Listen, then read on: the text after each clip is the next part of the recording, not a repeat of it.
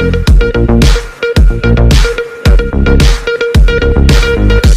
News में आपका स्वागत है। मैं आपके साथ फरहान नाज।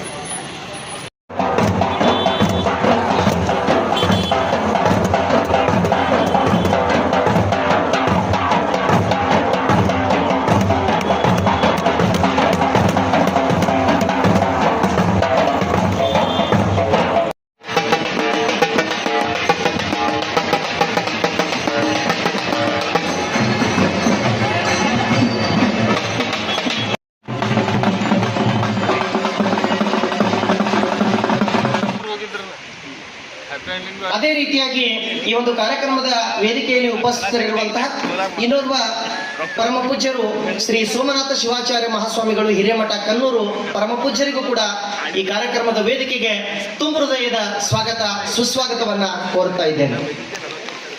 ಅದೇ ರೀತಿಯಾಗಿ ಈ ಒಂದು ವೇದಿಕೆಯಲ್ಲಿ ಇರ್ತಕ್ಕಂಥ ಇನ್ನೋರ್ವ ಪರಮ ಪೂಜ್ಯರು ಶ್ರೀ ಶಾದ್ನ ಗಂಗಾಧರ ಮಹಾಸ್ವಾಮಿಗಳು ಗುರುದೇವಾಶ್ರಮ ಶಿಂದಗಿ ಪರಮ ಪೂಜ್ಯರಿಗೂ ಕೂಡ ಭಕ್ತಿ ಪೂರ್ವಕವಾಗಿ ಹಣೆ ಮಾಡಿದ ಕಾರ್ಯಕ್ರಮಕ್ಕೆ ತುಂಬ ಹೃದಯದ ಸ್ವಾಗತವನ್ನ ಕೋರ್ತಾ ಇದ್ದೇನೆ. ಈ ಒಂದು ಕಾರ್ಯಕ್ರಮದ ವೇದಿಕೆಯಲ್ಲಿ ಕನ್ನಡ ನಾಡು ನುಡಿಯ ಅಸ್ಮಿತೆ ಹೀಗೆ ಅನೇಕ ವಿಷಯಗಳ ಕುರಿತು 2 ದಿನಗಳ ಕಾಲ ಚಿಂತನೆ ಈ ವೇದಿಕೆಗೆ ಮೇಲೆ ಜರುಗುತ್ತಾ ಇದೆ.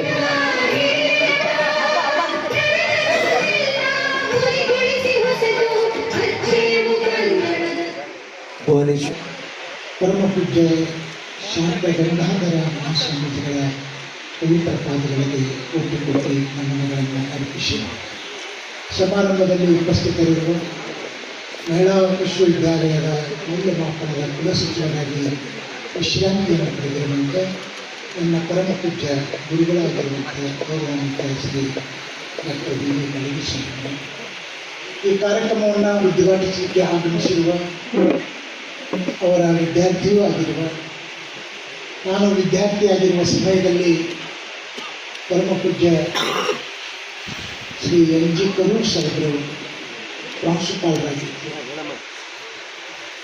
ಅವರ ಕೈ ಕೆಳಗೆ ನಾವೆಲ್ಲರೂ ಬೆಳೆದವರು, ಅಲ್ಪ ಸ್ವಲ್ಪ ಜ್ಞಾನವನ್ನು ಪಡೆದುಕೊಂಡವರು. ಇಂದು ನಿಮ್ಮೆಲ್ಲರ ಮುಂದೆ ಅಲ್ಪ ಸ್ವಲ್ಪ ಮಾತುಗಳನ್ನು ಆಡಲಿಕ್ಕೆ ಸಾಮರ್ಥ್ಯ, ವ್ಯಕ್ತಿತ್ವ, ಜ್ಞಾನ, ಕೌಶಲ್ಯಗಳನ್ನು, ಅಭಿರುಚಿಗಳನ್ನು ಮೂಡಿಸಿದವರು ಯಾರಾದರೂ ಆಗಿದ್ದರೆ ಅದು ಪ್ರೊಫೆಸರ್ ಎನ್ ಜಿ ಕರೂರ್ ಅವರು. ಇಂದು ಈ ಸಮಾರಂಭವನ್ನು ಉದ್ಘಾಟಿಸಲಿದ್ದಾರೆ. ಜೊತೆಗೆ ಇವತ್ತಿನ 18ನೇ ಕನ್ನಡ ಸಾಹಿತ್ಯ ಸಮ್ಮೇಳನದ ಸರ್ವಾಧ್ಯಕ್ಷರಾಗಿ ಡಾಕ್ಟರ್ ಸಿದ್ದಣ್ಣ ಉತ್ನಾಳ್ ಅವರು ಆಯ್ಕೆಯಾಗಿದ್ದಾರೆ. ಈ ಸಭೆಗೆ ಗೊತ್ತಿರಲಿ, ಡಾಕ್ಟರ್ ಸಿದ್ದಣ್ಣ ಉತ್ನಾಳ್ ಅವರನ್ನು ನಾವು ಮತದಾನ ಮಾಡುವುದರ ಮೂಲಕ ಆಯ್ಕೆಯನ್ನು ಮಾಡಿದ್ದೇವೆ. ಕಾರ್ಯಕಾರಿಣಿ ಸಮಿತಿಯವರೆಲ್ಲರೂ ಕೂಡಿ ಮುಕ್ತವಾದಂಥ ಮತದಾನಕ್ಕೆ ಅವಕಾಶ ಮಾಡಿ ಅದನಂತರ ಆಯ್ಕೆಯಾದಂಥವರು ಡಾಕ್ಟರ್ ಸಿದ್ದಣ್ಣ ಉತ್ನಾಳ್ ಅವರು. ಡಾಕ್ಟರ್ ಸಿದ್ದಣ್ಣ ಉತ್ನಾಳ್ ಅವರು 5 ವಿವಿಧ ವಿಶ್ವವಿದ್ಯಾಲಯದಲ್ಲಿ ಸಿಂಡಿಕೇಟ್ ಸದಸ್ಯರಾಗಿ ಕೆಲಸವನ್ನು ಮಾಡಿದಂಥವರು.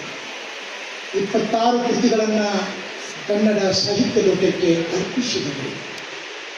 ಜಾನಪದ ಸಾಹಿತ್ಯಕ್ಕೆ ಅಪಾರವಾದಂಥ ಕೊಡುಗೆಯನ್ನು ನೀಡಿದವರು.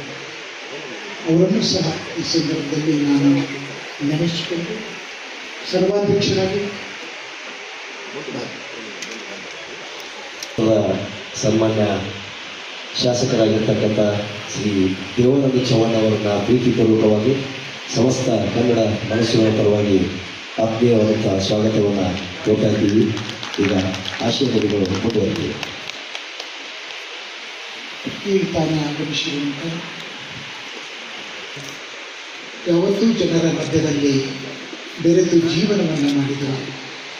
ನಾನೊಬ್ಬ ಶಾಸಕ ಅನ್ನುವಂಥದ್ದನ್ನೇ ಮರೆತು ಸಾಮಾಜಿಕ ಜೀವನದಲ್ಲಿ ಪ್ರತಿಯೊಬ್ಬರೊಂದಿಗೆ ಅನ್ಯೋನ್ಯತೆಯ ಭಾವನೆಯನ್ನು, ವಾತ್ಸಲ್ಯವನ್ನು, ಪ್ರೀತಿಯನ್ನು ಇಟ್ಟುಕೊಂಡು ಬದುಕಿದಂಥವರು ಡಾಕ್ಟರ್ ದೇವಾನಂದ ಚವ್ಹಾಣ್ ಅವರು.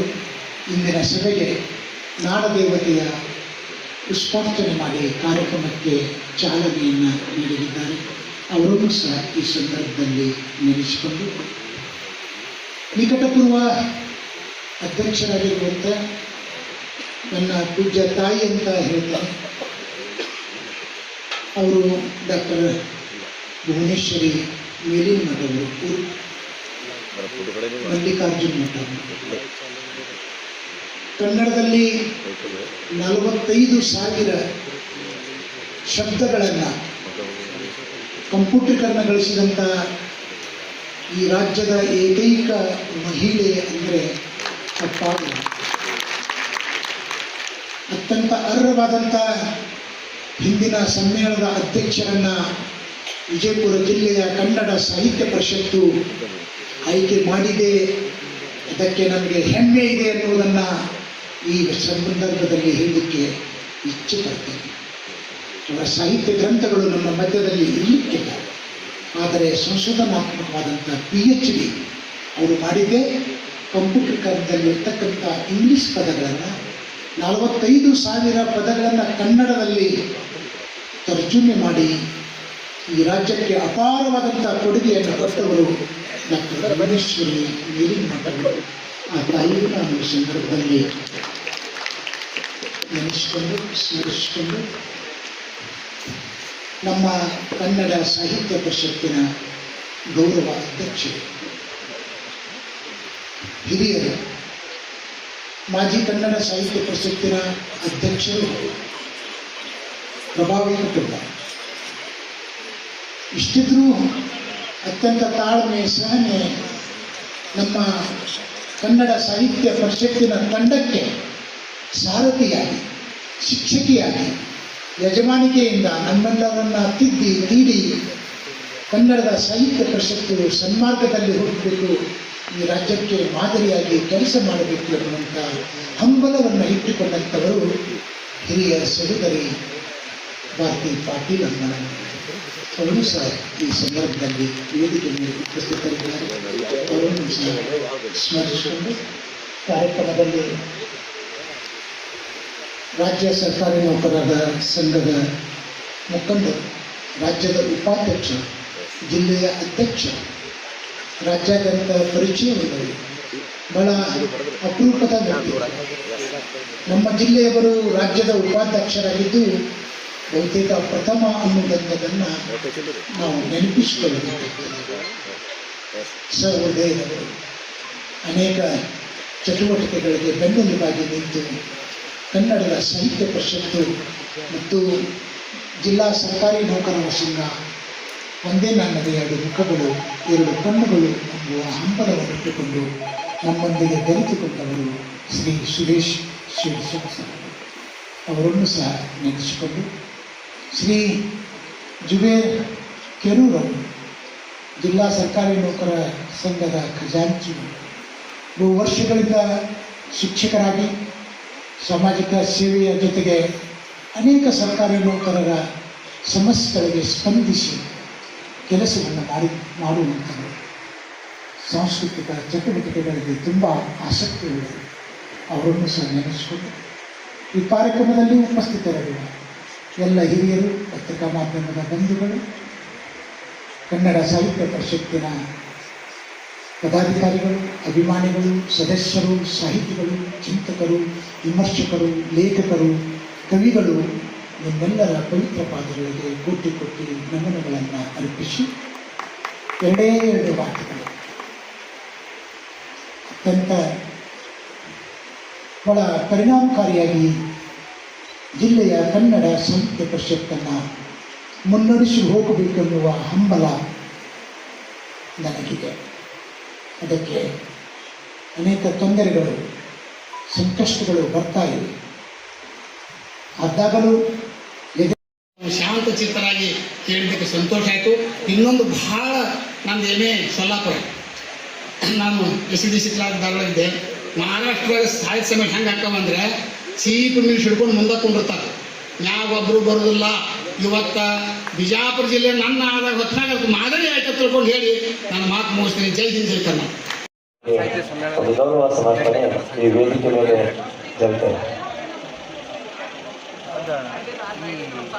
18ನೇ ಕನ್ನಡ ಸಾಹಿತ್ಯ ಸಮ್ಮೇಳನ ಒಂದು ಸ್ಮರಣೀಯವಾದಂಥ ಕಾರ್ಯಕ್ರಮ ಆಯಿತು. ರಾಜ್ಯ ಮಟ್ಟದ ಸಮ್ಮೇಳನಕ್ಕೆ ಸಮಾನವಾಗಿ ಈ ಜಿಲ್ಲಾ ಮಟ್ಟದ ಕಾರ್ಯಕ್ರಮ ಸಮ್ಮೇಳನ ನಡೀತಾ ಇದೆ ಅನ್ನೋದೇ ಬಹಳ ವಿಶೇಷ. ಆಮೇಲೆ ಎಲ್ಲವನ್ನೂ ಒಗ್ಗೂಡಿಸಿಕೊಂಡು ಯಾರ ಪ್ರಾತಿನಿಧ್ಯವನ್ನು ಬಿಡದೆ ಎಲ್ಲರನ್ನೂ ಒಗ್ಗೂಡಿಸಿಕೊಂಡು ಇಷ್ಟು ದೊಡ್ಡ ಪ್ರಮಾಣದಲ್ಲಿ ಮಾಡ್ತಾ ಇರೋದು ಒಂದು ಆದರ್ಶ ಕಾರ್ಯಕ್ರಮ ಅಂತ ನಾನು ಈ ಕರ್ನಾಟಕ ರಾಜ್ಯದಲ್ಲಿ ಹುರಿಗೌಡ ಮತ್ತು ನಂಜೇಗೌಡ ಅಂತಕ್ಕಂಥ ವಿಷಯವನ್ನು ನಡೀತಾ ಇದೆ. ಇದರ ಬಗ್ಗೆ ತಾವು ಗೊತ್ತಿರ್ತಕ್ಕಂಥ ಕನ್ನಡದ ಇತಿಹಾಸವನ್ನು ಗೊತ್ತಿರ್ತಕ್ಕಂಥ ಇದು ಯಾವುದು ನಾನು ಈ ಸಂದರ್ಭದಲ್ಲಿ ಕೆಲವು ವಿಷಯಗಳ ಬಗ್ಗೆ ನಾನು ಮೌನ ವಹಿಸುವುದು ಒಳ್ಳೆಯದು ಅಂತ ಅನಿಸ್ತದೆ.